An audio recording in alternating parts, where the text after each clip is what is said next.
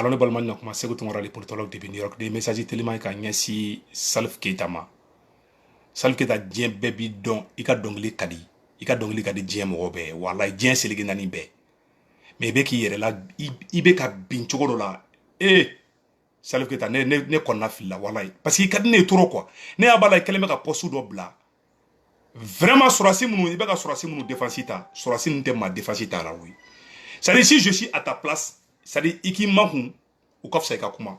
iyo kuma mke Salif Keita kuma ga mgambalma ne bena kala ambela jeli kala me nyongo fe Salif Keita ko ay kuma ina mede ay na meno comment imaginez-vous que l'ONU confirme que 19 civils lors de leur mariage à Bounty soient tués par l'armée française et que le monde reste silencieux quand vos journalistes sont morts on a tous pleuré je suis Charlie et personne n'a pleuré je suis Mali oh Salif Keita ko oni aira djembe ko oni aira ka foko anga mogo munu fagara Bounty ko France du faga comme ko djembe makuni mboka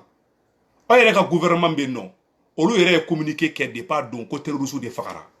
oni France de be don nga bola boka ibeka to e Salif Keita era de boraka manganchi ibeka la ko ibeka ya ndi France ma ko Karim Keita ko no lube kumbeta ka kunga jugu me bi ebe ka surasu munu defensita ibeka yere sena samara ka fsano surasu yi Salif Keita cohérence to la de ikadne walay mais tien fon terina te teria tien negani mogo jarane tugo ne be tien fina Salif Keita ibe fili barila ntaro ni fili do ou ben ntaro ni peut-être negani ba don sebiye fana ne ba don sebiye ne ba do ma dese dahiri me koro mais ni votre faci ngene debali bayga kula negani ba deli fait revient à la raison ikani ligne bla quoi si janfara ala hanne mega kumi fe bi saya bi se karam to la kelna tabi china citadon ni saya taki to sradoka wala ibe ke nyumu to fe de mogo nyakoro bilay ala sari ke mogo ka bunya kani yere ka jie chien ki ka lahara chien kafiru ye quoi surasi nunu ye kafiru di ebe ka surasi munu defensita wala ibe ka kafsamui en d'abord ebe ka flamu mu foku fagara anga surasu de bora ka communiquer ke ko France jobala ko lo yere de ni France farala nyoka ka ko kata bombardement en kenyo fe mais Salif Keita ebe kuma be ete surasu to fo ebe kuma be ebe France jalaki mais ete surasu jalaki yoro kele Salif Keita benya bala bebe ka fo awa ne bora ne ya fo awa message mbado iba me fana ni mani limbla wala ibe ka ibintu be ka juya ne rebe ka molo ya wallahi parce que ne ba don dongli da kenina vous êtes le dieu de la musique malienne chesiti se ki bodong lala angana nyongo nogola wallahi ne te fait ki bintu la die ça ne mo fasuku do be no ni gerla droit abi ga die tien abi ga lahara tien wallahi Salif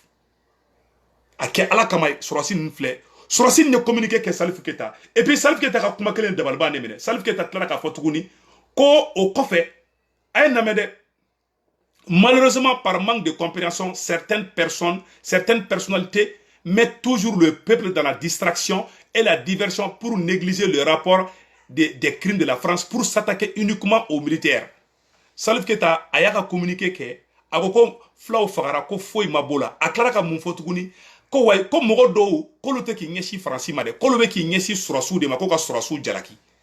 est ce que bakara surasu ba surasu de ko France jode do surasu de ko France ba ke domina ko lu bora kalama ko ni France de jira ko kata trirusu de faga ko galo ne be ka noro France la surasi munu nyo ke a communiquer flemme na communiquer kala fana ko ka série be bako a communiquer flede surasu ka communiquer flene les frappes aériennes menées dimanche 3 janvier 2021 contre une colonne de djihadistes suivis dans son retranchement jusqu'au lieu d'impact à portée de Bounty, précise les renseignements. Par ailleurs, le ministre en charge de la Défense précise que ces frappes réalisées par la force Barkhane ont permis la neutralisation de plusieurs dizaines de terroristes. Le ministre de la Défense et des anciens combattants réaffirme les engagements en faveur des droits de l'homme et des droits internationaux et ne saurait en aucun cas assimiler paisible population à des groupes formellement identifiés. Les groupes armés concluent le document. Il y en a qui font là. Le ministre de la Défense et des anciens combattants informe l'opinion nationale et internationale que depuis dimanche 3 janvier, une information circulant sur les réseaux sociaux faisant état d'attaques aériennes contre les populations civiles est devenu viril et continue d'effrayer les chroniques des bilans ayant de 20, 30 à 100 morts. Selon le même communiqué, cette information tendancieuse vise à jeter l'opprobre sur le travail bien salutaire des femmes et de la France, qui sont en train de lutter contre les terroristes en revanche de leur victoire. Quand les victoires bat de kede, quand les terroristes ont fagali munke, quand les Français de djera ko kata terroristes ont faga bunti, quand l'ouma fla faga, l'ouma maraji kela faga. Abela dele sebene fla communiquer fla, mettre la ka communiquer blanga page ça fait salif qui takame. Bon, on bise ka munde ke contre la France. Anga jo anye munu siyan kuna, olu yɛrɛ ko ko France jo bala. Donc an bise ka pan olu kuna cogo jumɛn k'an bɛ taa France kɛlɛ. Est-ce que la hali ni o kuma ta k'o ɲɛfɔ hali denmisɛnnin fitinin a bɛ don a kunkolo kɔnɔna na. Maliko in filɛ nin ye, on ne sait même pas qui est qui maintenant. Bɛɛ bouleverselen don. Maliko in na est-ce que tiɲɛ b'a la bilen? Maliko in na est-ce que tout le monde se bat pour le Mali? Il y a la confusion totale. Qu'on se dise la vérité. Et i bɛ ka kɔrɔfɔla fɛn kelen na surasiw bɛ na k'o ko kelen kɛ k'an ka surasiw kariso la ko foyi kana fɔ surasiw ma mais a y'a lajɛ sa Salif a ye lajɛ sa ni sari bɛɛ ɲɛ bɛ nin na quoi tout le monde voit ça c'est fa banda o ma taga France ya banda o ma féliciter Macron fɛ yan aw ma kuma o la o n'i bɛ ka de kun bɛ faga la san b'a sɔrɔ an bɛɛ bɔra i bɛ ka contre la donc qu'est-ce que moi je vais penser est-ce que dɔw ta tɛ règlement personnel ye contre IBK est-ce que d'autres ont compté? Parce que il y a mɔgɔ caman de minnu kun bɛ ka IBK jalaki ko la mais u bɛ ka samaraw fara sɔrɔsiw nɔfɛ bi. Bon, anw ni Ala cɛ o jamana bɛ se ka avancer cogo jumɛn? Kɛlɛ bɛ kɛ logique ta la. Kɛlɛ bɛ kɛ, c'est-à-dire que on ne sait même pas sur quel pied danser. Ni gulon yiri min na dɔrɔn o bɛ kariner ka bin dugu ma. Kɔni min bɛ ɲini ka Maliyɛn bɛɛ minɛ bi, bɛɛ bɛ bɔ ka bin na. Ni gulon min na dɔrɔn bilahi ni Ala cɛ o bɛ sira fara nin ye. Tu ne sais plus qui s'est confié aujourd'hui. Mais mon beka ke surasu beka munke surasu beka accord d'Alger au passé. Surasu ere communiquer ke ko fagalin kera kanyana. Ne bora ka communiquer kalan tubabukana. Salif Keita bala toujours. Salif Keita keleme ka seba ka page de sans fin. Ko mogo beka nyugo ko mogo dobe parce que ni ko mogo beka mogo pousser surasu contre la au chef ba ne di. Ne beka munda surasu ka chechite ka dauka. Oye toujours quand on a discrédité ka keina fo on taille juguya kele di on ga noro France de la mais on ka France on ga surasu toy surasu munu be ka accord appliqué Salifu nyabala ça dit que ita de a mogo tellement kumbe couler ibe ka tana abemman kuna sisa a cité ka kuma bi et enfin bon voilà les problèmes du Mali et c'est ka kuma nega me kuma Salif avec beaucoup de respect mais Salif ibe ki yerla binduguma e donné be ka temani surasi nka e be surasi photo ira America mo shitu don américain clé atasi goita ndo auto don mais ne Salif Keita kumulo ira américain de ma foko Salif djebe don ala e dje to be dima i trophée mondial ou soro i waru soro i to soro i fembe soro e be ki yere ma jigi nunu de yi ne kun serika ko keto la Salifu élection te teme eni ma ci Mali konana Salifu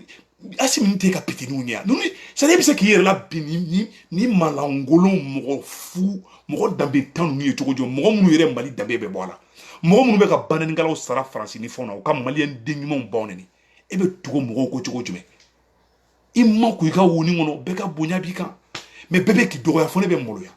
mo be ka ci doron o be ka kuma kolon fo doron ibe kala molo ya ala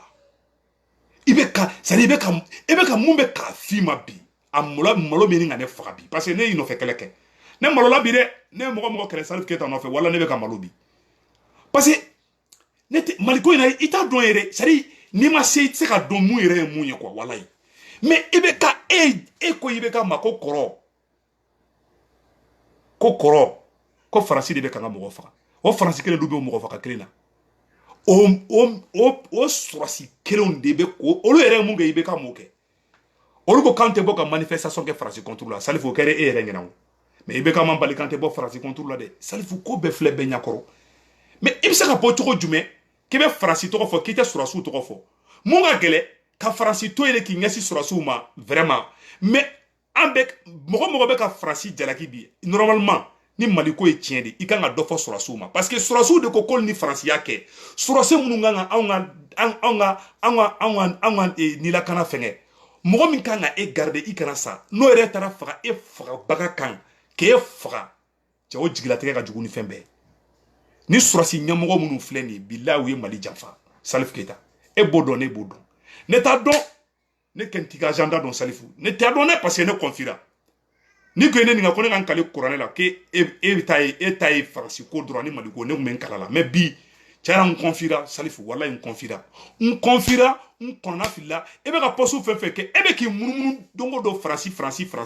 e yɛrɛ bɛ CNT mun kɔnɔna na o ɲɛmɔgɔba n'o ye Maliki Jawo ye ngo bɛ ka loi dɔ préparer k'a b'a voter pour que ka nɔri sécurité police territoriale ko k'o di fɛngɛw ma Faransi tɛ k'o voter o awa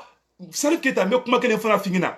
président de ye a signé ko Faransi ka na awa président kelen de bɛ se k'a signé Faransi ka ta ka bɔ Mali kɔnɔna na Maliyɛnw tɛ se ka Faransi gɛn dɛ bandaw de bɛ se ka Faransi gɛn bi la marche verte au Maroc roi de farala a ka jamana kɔnɔdenw kan ka Espagne gɛn ni jamanadenw wulila ni jamana ɲɛmɔgɔw ma tugu jamana kɔnɔdenw kɔ o ye tɔga jɛ de n'an wulila le 10 janvier 2020 ko Faransi ka ta ka bɔ an fɛ yen makɔrɔ ye IBK wele dɔrɔn IBK ko a k'i da ka lafiya a ma to yan mais IBK o kɛmɛ IBK ma taa gazi fiyɛ anw kan sɔrɔsiw ma taa gazi fiyɛ anw kan sɔrɔsiw tɛ kan bali sini kan tɛ bɔ wa ɔ mais e ɲɛ b'o la o Salifu k'an ka tila k'olu to yen o CNT kelen na ne Salifu bɛ baara kɛ o CNT kelen kɔnɔna na loi votera yen nɔ ko comme on appelle la état d'urgence loi bɛ ka voter pour que mɔgɔw kana manifester e ɲɛ b'o la o bɛ ka kɛ jɔn kɔsɔn o bɛ ka kɛ de pour que mɔgɔw kana bɔ Faransi contre la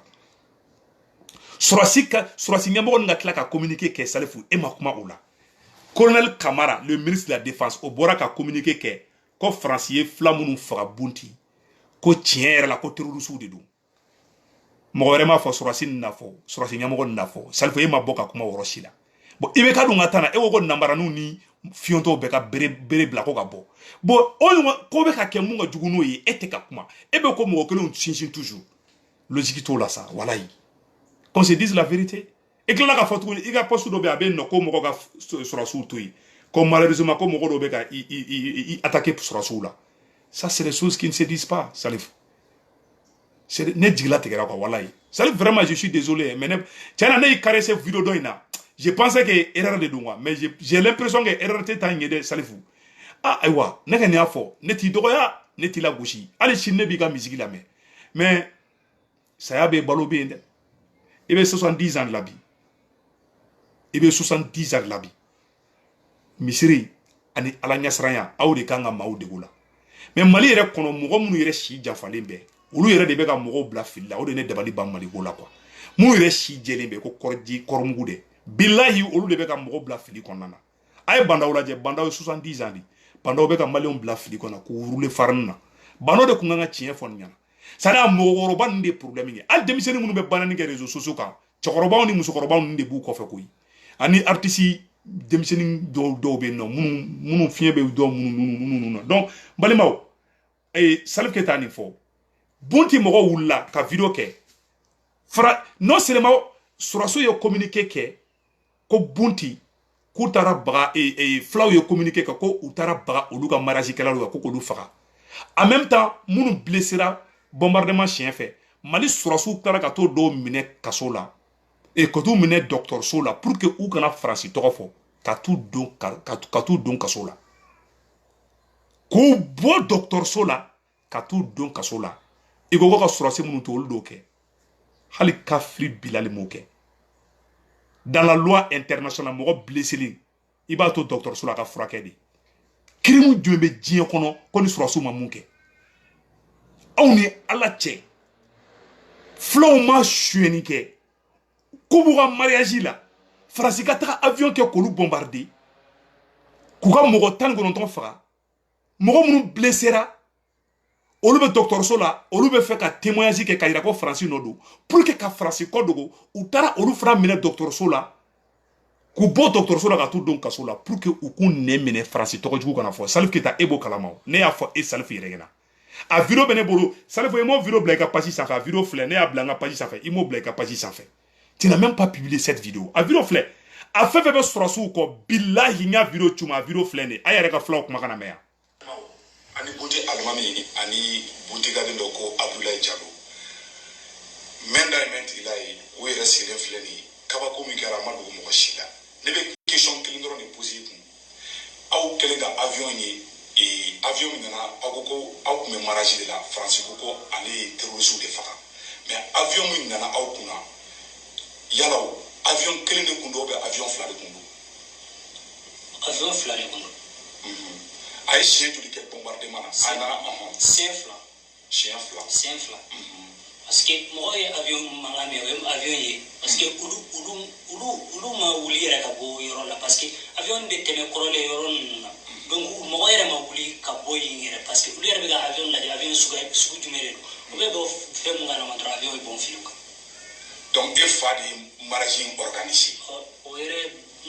ale de furu yɛrɛ siri ok ale yɛrɛ bananen bɛ Douentza dɔgɔtɔrɔso la a bɛ furakɛli la e fa yɛrɛ bananen bɛ Douentza dɔgɔtɔrɔso la Mamadou Diallo ale mun kin ye mariage yɛrɛ fɛngɛ donc ale fana bananen bɛ a bɛ Douentza dɔgɔtɔrɔso la a yɛrɛ si bɛ san 70 ni kɔ cɛkɔrɔba dɔ yɛrɛ bananen bɛ yɛrɛ dɔ yɛrɛ tɛ se ka taama hali kilo kelen denmisɛnninw kɔni bɛɛ faga ka ban dugu denmisɛnninw bara fo n'a sɔrɔ an mɔgɔ kelen mun ma sɔrɔ a kɛnɛ kan n'o tɛ maa o maa kun bɛ yɔrɔ kɛnɛ kan o y'a bɛɛ faga bi bunti du dɔ bɛ yɛrɛ hali u ka bagan mɔgɔ tɛ yen mun bɛ taa u biri u bɛ u ka bagan mɔgɔ tɛ yen mun b'a kɔlɔsi. A ye sɔrɔsiw ka baara ye dɛ a yɛrɛ ye nin ye dɛ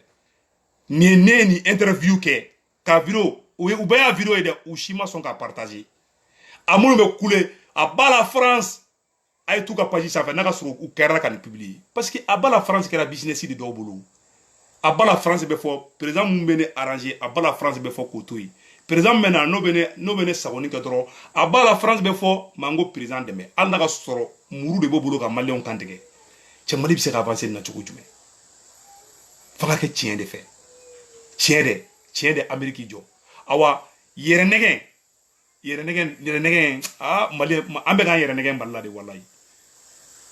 a bɛ ka nin ko négliger mi la a bɛ tila ka taa ka bɛɛ bolo da an ka nin kuma tɔ la mɛ yanni n ka taa ɲɛfɛ donc n balimaw n bɔra ka nin de yira o bɛɛ lajɛlen na n tɛna fɛngɛ wɛrɛ yira mais n bɛ mun ɲɛfɔ Salif Keita ɲɛna n ka bonya b'i kan mais i ye erreur ba de kɛ sɔrɔsi nin tɛ Mali fɛ dɛ awa o ye Mali tarayi fana u bɛ ka accord d'Alger u bɛ k'o appliquer Salif Keita e tɛ ka kuma o la dɛ aw caman bɛ aw tɛ ka kuma o la o aw kɛni ko dɔrɔn an ka tugu kɔ dɔrɔn c'est à dire ne kunkolo bɛ kalaya de quoi ne b'a publier fo n b'a ci dɔw ma quoi u b'a k'i n'a fɔ o ɲɛta la bunti problème kɛlen ne ye risque de ta ka n to Mali la nin kɛra ka ne to Mali la ne ye risque de ta bilahi ala ka ne to Mali la ne ye risque de ta ka taga mɔgɔ ninnu interview kɛ ka vidéo mara n bolo sera Amérique ka bila ka tila k'a ci u ma n ko k'a publier a bɛɛ y'i ban k'a publier buntigaw fagali min kɛra a témoignage vidéo u si ma publier u ka page sanfɛ parce que sɔrɔsiw bɛ jalaki a vidéo yɔrɔ la u b'a fɔ ko sɔrɔsiw bɛ taga olu ka mɔgɔw banabagatɔ minɛ ko k'olu torturer u tɛ fɛ o ka fɔ a dɔw yɛrɛ n tɛ fɛ ka mɔgɔ tɔgɔ fɔ kɛ quoi dɔw yɛrɛ ko ne ma ko n ka sɔrɔsiw sutara ko n kana yɔrɔ bɛɛ yira quoi bon jamana bɛ se ka jɔ la cogo jumɛn jamana bɛ se ka jɔ la cogo o la to ne ni mɔgɔ tɛ bɛn mɔgɔ b'a fɔ ko ne ni mɔgɔ tɛ se ka bɛn parce que ne ta ye Mali ko de tɛ ne tɛ cɛ si caressé ko bingani ka kɛ tɛ fantanden dɔw ka se t'u ye ko parce que karisa ka di e ye dɔrɔn k'an ka karisa sutara bon Mali bɛ se ka jɔ ka cogo jumɛn bɛɛ b'a yɛrɛ nagakɔrɔla yɔrɔnin de la yɔrɔnin bɛ mun arranger don min na dɔrɔn bɛɛ bɛ to côté nin na o yɔrɔ de ka ɲi bɛɛ ka tiɲɛ ye mun ye ne yɛrɛ nagakɔrɔla o de ye ne ka tiɲɛ ye Mali ko bɛɛ filɛ sinon ala ye barika don Mali la dɛ ala ye sanu di Mali ma ka jama di Mali ma ka dugujukɔrɔfɛn bɛɛ di Mali ma mais maliyɛn denw yɛrɛ de tɛ ka Mali valeur dɔn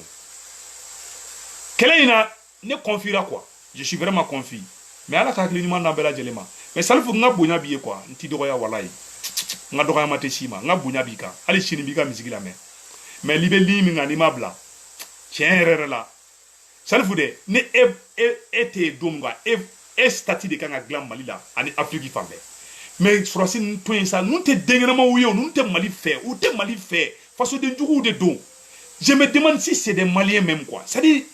i bɛ k'i yɛrɛ lajigi de quoi e yɛrɛ dɔnnen bɛ ka tɛmɛ a ninnu kan Qui donne be djien fan be djien bebe couleni ka tu as la plus belle voix de l'Afrique. Baby fait tout le monde est fier de toi. Katla ke ni yogoro no fe. Ni yogoro de ni surasu ni yogoro de. Hal ni jige kolongo ni surasu ba susu.